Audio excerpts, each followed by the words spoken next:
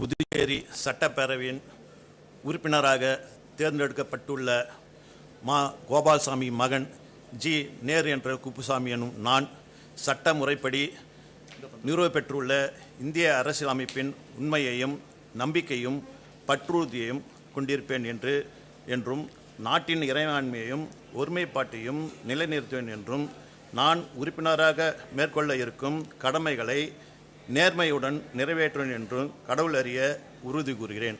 மேலும் நான் லஞ்சம் வாங்க மாட்டேன், லஞ்ச ஊழலுக்கு துணை போக மாட்டேன் என்று உறுதி கூறுகிறேன். சம்பந்தம் இல்லை, உறுதிமொழியில் அதுவும் இருக்கணும். உறுப்பினர் நேரு அவர்கள் உறுதிமொழி எடுக்கும் பொழுது உறுதிமொழி பத்திரத்தில் இல்லாத ஒரு வரியை பேசினார். அதை சபை குறிப்பிலிருந்து நீக்கிவிடுவோம். அதெல்லாம் அப்புறம் பேசலாம். உறுதிமொழி பத்திரத்தில் இல்லாத வார்த்தையை எடுத்துடலாம்.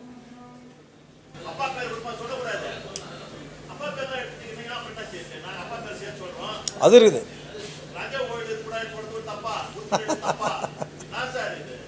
எவ்வளோ வாய்ப்புகள் இருக்குது. அப்போ அப்போ அப்போ பேசலாம். நீங்கள் எவ்வளோ வாய்ப்புகள் இருக்குது பேசலாம். இப்போ இல்லை. இப்போ வந்து உறுதிமொழி மட்டும்தான். இந்திய அரசியல் சட்டம் ஒரு உறுப்பினர் எப்படி உறுதிமொழி ஏற்றுக்கொள்ள வேண்டும் என்று தெளிவாக குறிப்பிடப்பட்டுள்ளது. அதுக்கு உட்பட்டு தான் நம்ம நடக்கணும். சேர்க்கக்கூடாது. அப்புறம் பேசுங்க. அதெல்லாம் ஏதோ மற்றவங்களாம் லஞ்சம் வாங்குறது ரெடியாகிற மாதிரியும் நீங்கள் மட்டும்தான் லஞ்சம் வாங்க மாட்டேன்னு சொல்கிற மாதிரி இருக்குது. அது தம்பி,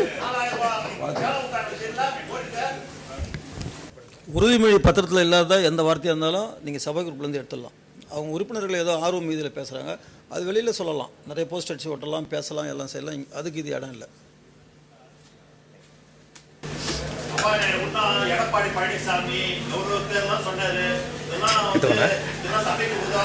அது சபாநாயகருடைய உரிமை. சபாநாயகருடைய உரிமையில் வந்து தலையிடுவதற்கு உறுப்பினர்களுக்கு எந்த அதிகாரமும் இல்லை. அது நீங்கள் மற்ற நேரத்தில் பேசலாம். எது வேணாலும் பேசுங்க. மற்ற நேரத்தில் உங்களுக்கு நிறைய பாதுகாப்பு இருக்குது. நீங்கள் என்ன பேசலாம் பாதுகாப்பு இருக்குது. அதுக்கோசம் நீங்கள் தப்பாக பேசலாம் போகக்கூடாது.